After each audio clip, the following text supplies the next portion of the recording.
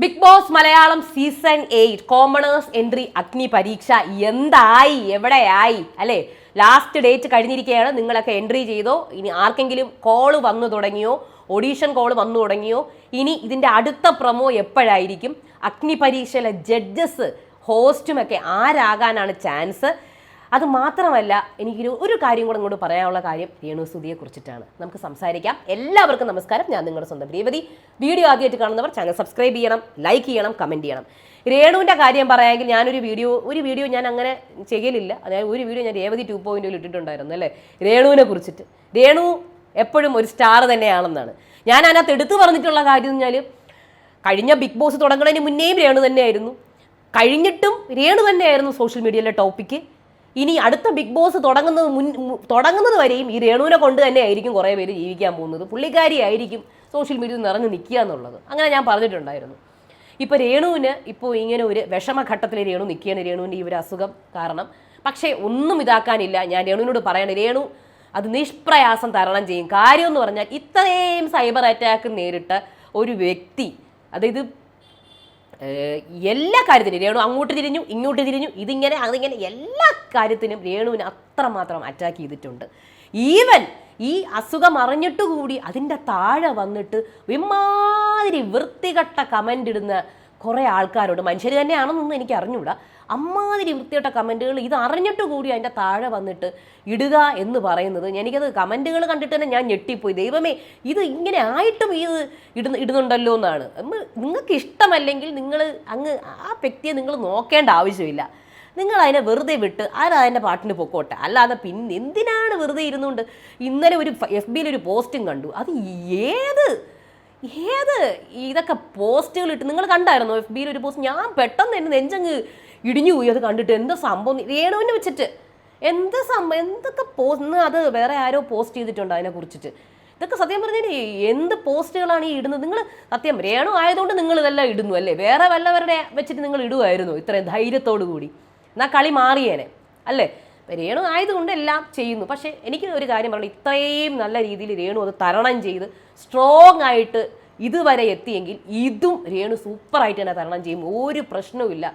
എല്ലാവിധ പ്രാർത്ഥനയും സപ്പോർട്ടും ഉണ്ടാവും. അതേപോലെ നിങ്ങൾക്ക് കഴിയുന്നത് നിങ്ങൾ സപ്പോർട്ട് ചെയ്യുക, ഹെൽപ്പ് ചെയ്യുക, പ്രാർത്ഥിക്കുക. അതേ എനിക്ക് രേണുവിന് നിങ്ങളോട് പറയാനുള്ളൂ.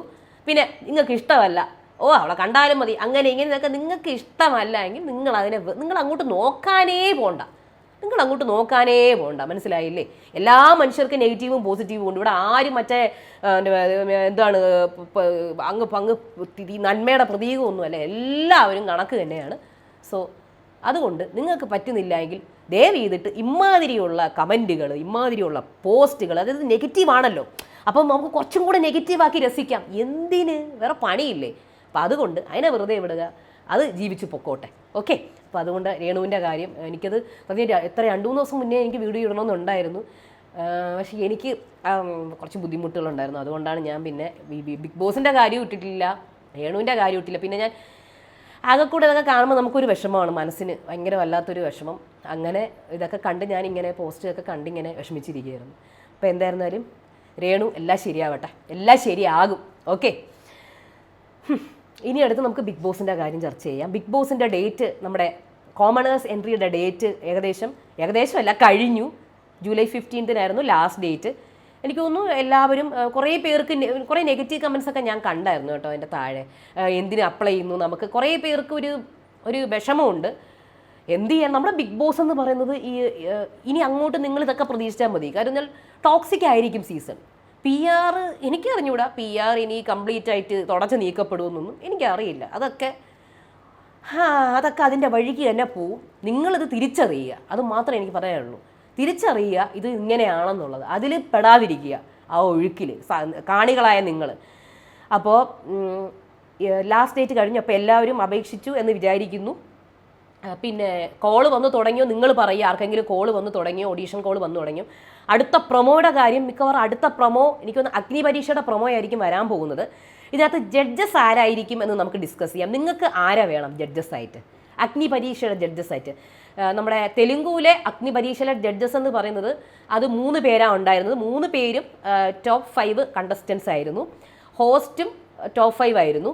അപ്പം നമുക്ക് ജഡ്ജസിനെയും നമുക്ക് ഈ കഴിഞ്ഞ സീസണുകളിലെ ടോപ്പ് 5 ജഡ്ജസിനെ ഞാൻ പറയാൻ പോവുകയാണ്. ടോപ്പ് 5 കണ്ടസ്റ്റൻസിനെ നമുക്ക് നോക്കാം. അതിൽ ഒന്നാമത്തെ ഞാൻ ജഡ്ജസിനെ പറയാൻ പോകുന്ന ഒരു പ്രഡിക്ഷൻ ആയിട്ടാണ് സാബുമോൻ. ചാൻസ് ഉണ്ട് സാബുമോൻ ജഡ്ജായിട്ട് വരാനുള്ള ചാൻസ്. നിങ്ങൾക്കും ജഡ്ജസിനെ പ്രഡിക്റ്റ് ചെയ്യാം ആരായിരിക്കും എന്നുള്ളത്. അപ്പോൾ സാബുമോന് ചാൻസ് ഉണ്ട്. ഈവൻ ഒരു ലേഡി വിന്നർ ചിലപ്പം വരാനുള്ള ചാൻസ് ഉണ്ട്. ഐദർ ദിൽഷ അല്ലെങ്കിൽ അനു. ദിൽഷ എനിക്കറിയില്ല, ചാൻസുകൾ കാണുന്നുണ്ട്, ദിൽഷ ഓർ അനു. അല്ലെങ്കിൽ ഇനി എന്തെങ്കിലും നമ്മൾ നല്ല രീതിയിൽ ഇമ്പാക്റ്റ് ഉണ്ടാക്കിയ ഒരു കണ്ടസ്റ്റൻറ്റ്, ഈവൻ ഫിറോസ് ഖാൻ സജനയുടെ ഇപ്പോൾ ഭയങ്കര ഒരു കോൺട്രവേഴ്സി നടക്കുന്നുണ്ട്. അപ്പം അതിൻ്റെ ഇടയിൽ ഫിറോസ് ഖാൻ ജഡ്ജായിട്ട് വന്നാൽ എങ്ങനെയിരിക്കും? അതേപോലെ രജിത് കുമാർ ജഡ്ജായിട്ട് വന്നാൽ എങ്ങനെയിരിക്കും? ഈ ജഡ്ജ് എന്ന് പറയുന്നത് ജസ്റ്റ് മാർക്ക് ഇടാനും ഇൻ ആൻഡ് ഔട്ട് മാത്രമല്ല, ഈ ജഡ്ജുമായിട്ട് ഈ കോമണേഴ്സ് എന്ന് എൻട്രി എടുത്ത 50 പേരിൽ ഇവർക്ക് ഓരോ ടാസ്കുകൾ കൊടുക്കും. ആ ടാസ്കിൽ ഇവരുമായിട്ട് ഡിബേറ്റ് ഉണ്ട്. ഇവരെ നമ്മൾ പറഞ്ഞ് അടിച്ചിരുത്തണം. ഇവരുടെ നെഗറ്റീവ്സ് ജഡ്ജസിൻ്റെ നെഗറ്റീവ്സ് നമ്മൾ ചൂണ്ടിക്കാണിക്കണം. അവരുമായിട്ടൊരു ഡിബേറ്റ് ഉണ്ടാവും. അങ്ങനെ വെറുതെ ഇരിക്കാനല്ല, അവരും ഇതിനകത്ത് പാർട്ടിസിപ്പേറ്റ് ചെയ്യും കേട്ടോ. അപ്പോൾ രജിത് കുമാർ, അതേപോലെ തന്നെ ഞാൻ അഖിലിൻ്റെ പേര് പറഞ്ഞിട്ടുണ്ടെങ്കിൽ അഖിൽ മാരാർ ചാൻസ് കാണുന്നുണ്ട്. അതേപോലെ തന്നെ നമുക്കൊരു ശോഭ ചാൻസ് കാണുന്നുണ്ട്. ഷിയാസ് ചാൻസ് കാണുന്നുണ്ട്. അതേപോലെ ഞാൻ ഈ ടോപ്പ് 5 ആൾക്കാരെ പറയാം. എനിക്ക് തോന്നുന്നു റെനീഷ, അതേപോലെ ജുനൈസ്, അതേപോലെ തന്നെ ജാസ്മിൻ, ഗബ്രി എങ്ങനെ ഉണ്ടാവും ജഡ്ജായിട്ട്? കാര്യം ഇവരെല്ലാം എനിക്ക് തോന്നുന്നു നല്ല എന്താ പറയുക, ഫുൾ റിയൽ ആയിട്ട് നിന്ന് കളിച്ച ആൾക്കാരാണ്. അവർ നെഗറ്റീവ് ആയിട്ടുണ്ട്, പക്ഷെ അവർ റിയൽ ആയിട്ട് നിന്ന് കളി കളിച്ചു എന്ന് വേണം പറയാൻ. ഗബ്രി എങ്ങനെയുണ്ടാവും ജഡ്ജായിട്ട്? റിയാസ് എങ്ങനെയുണ്ടാവും ജഡ്ജായിട്ട്? അപ്പോൾ എനിക്ക് ഇത്രയും പേരുകൾ നമുക്ക് ഇതെന്ന് പറയാം. പിന്നെ മണിക്കുട്ടൻ ചാൻസ് ഉണ്ട്, പറയാൻ പറ്റത്തില്ല, ചാൻസ് കാണുന്നുണ്ട് മണിക്കുട്ടൻ്റെ പേര്. ഇനി നമുക്ക് ഹോസ്റ്റിൻ്റെ കാര്യം നോക്കാം. ഹോസ്റ്റ് ചിലപ്പോൾ ബിഗ് ബോസ് കണ്ടസ്റ്റൻ്റ് തന്നെ ആവും മിക്കവാറും. കാര്യം തെലുങ്കിലൊക്കെ ബിഗ് ബോസ്. അപ്പോൾ എനിക്ക് ഒരേ ഒരു പേരേ വന്നിട്ടുള്ളൂ, അത് രഞ്ജിനി ഹരിദാസിൻ്റെ പേരാണ് ഹോസ്റ്റ് എന്ന് പറയുമ്പോൾ വരാൻ ചാൻസ് അല്ലേ, നമ്മുടെ അഗ്നിപരീക്ഷയുടെ ഹോസ്റ്റ്. പിന്നെ റിനീഷയുടെ പേര് എനിക്ക് വരുന്നുണ്ട്. പിന്നെ ഋതു മന്ത്ര, അതേപോലെ തന്നെ ശ്വേത ഹോസ്റ്റ് ജഡ്ജായിട്ട് വരാനും ചാൻസ് ഉണ്ട്. ശ്വേത മേനോൻ ജഡ്ജായിട്ട് വരാനും ചാൻസ് ഉണ്ട്. എന്തായാലും ഇവർക്ക് എല്ലാവർക്കും ഇതിനകത്ത് പങ്കാളിത്തമുണ്ട്. ഈ ഒരു പരിപാടിക്കകത്ത് ഇവരും ഇതിനകത്ത് കട്ടയ്ക്ക് നിൽക്കണം. പിന്നെ നിങ്ങളുടെ മനസ്സിൽ ആരൊക്കെയാണ് ഉള്ളത്? എനിക്ക് തോന്നുന്നു നമ്മുടെ ഇതിനകത്ത് ഇല്ലാത്ത ഒരാളെ നമുക്ക് അഞ്ജനയുടെ പേര് എനിക്ക് ചിലപ്പോൾ പറയേണ്ടി വരും. ചിലപ്പോൾ ചാൻസുകൾ കാണുന്നുണ്ട്, അത്രയേ ഉള്ളൂ. അപ്പോൾ ഇതാണ് എൻ്റെ ഇവരൊക്കെ വന്നാൽ വേറെ ഒരു ഇതിലാവും. ഇനി ഞാൻ വിട്ടുപോയ പേരുകളുണ്ടെങ്കിൽ നിങ്ങൾക്ക് പറയാം. ആരാണ് വരാൻ ആഗ്രഹമുള്ളത് ജഡ്ജായിട്ടും ഹോസ്റ്റായിട്ടും ഒന്ന് പറയാം കേട്ടോ. ഇനി അടുത്ത പ്രൊമോ മിക്കവാറും എനിക്ക് തോന്നുന്നു ഈ മാസം ലാസ്റ്റ് ആവാനാണ് ചാൻസ് കേട്ടോ. എനിക്ക് കറക്റ്റായിട്ട് അറിയില്ല. ഞാൻ ഈ തെലുങ്കു സീസൺ വെച്ചിട്ടാണ് ഞാൻ ഈ പറയുന്നത്. എനിക്ക് അല്ലാതെ വേറെ ഒന്നും ഞാനല്ല. അതിലും ഏകദേശം ഇവർ 50 പേരെ ഇതിന്ന് എടുക്കും. ഇവരുടെ എൻട്രിയിൽ നിന്ന് നമ്മുടെ കോമണേഴ്സിൻ്റെ ഇത്രയും ആൾക്കാർ അയച്ചതിൽ നിന്ന് അവർ 50 പേരെ പല വിധത്തിലുള്ള ഓഡീഷൻസിൽ നിന്ന് ചെറുതാക്കി എടുത്ത് അവസാനം ഒരു 50 പേരിൽ എത്തിക്കുക. 50 ആയിരിക്കാം, എനിക്ക് നമ്പർ അറിയില്ല. ഞാൻ തെലുങ്കിൻ്റെ റെഫറൻസ് വെച്ച് മാത്രമായി പറയുന്നത്. 50 പേരിൽ എത്തിച്ചിട്ട് ഹോസ്റ്റിൻ്റെയും ജഡ്ജസിൻ്റെയും വെച്ചിട്ടുള്ള ഒരു പ്രൊമോയും വരാൻ ചാൻസ് ഉണ്ട്. ആരായിരിക്കും ഹോസ്റ്റ്, ആരായിരിക്കും ജഡ്ജ് എന്നുള്ളത് ചിലപ്പോൾ ഇനി ലാലേട്ടൻ തന്നെ ആയിരിക്കുമോ, എനിക്കറിയില്ല. എന്തായിരുന്നാലും ഇവരെല്ലാവരും കൂടെ ചേർന്നിട്ടുള്ള ഒരു ജഡ്ജും ഹോസ്റ്റും കൂടെ ചേർന്നിട്ടുള്ള ഒരു പ്രൊമോ വരാനും ഇനി ചാൻസ് ഉണ്ട്. അത് മിക്കവാറും ഈ മാസം ലാസ്റ്റൊക്കെ ആയിരിക്കാം, ചിലപ്പോൾ നേരത്തെ വരാം.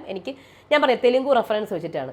അപ്പോൾ എന്തായിരുന്നാലും കാത്തിരുന്ന് കാണാം. ഇങ്ങനെ ഇപ്പോൾ തന്നെ ആർക്കും ഒരു പിടി കിട്ടുന്നില്ല ഇത് എങ്ങനെ പോകുന്നുള്ളത്. വൺസ് ഇത് സ്റ്റാർട്ടായി കഴിഞ്ഞാൽ അങ്ങ് തുടങ്ങും. പിന്നെ അത് തീരുമ്പം നമ്മൾ ബിഗ് ബോസ് തീരും അവസാനം. അങ്ങനെ ആയിരിക്കും ഇത്. വൺസ് ഇത് അഗ്നി പരീക്ഷ തുടങ്ങിക്കഴിഞ്ഞാൽ ഒരു തുടക്കമായിരിക്കും.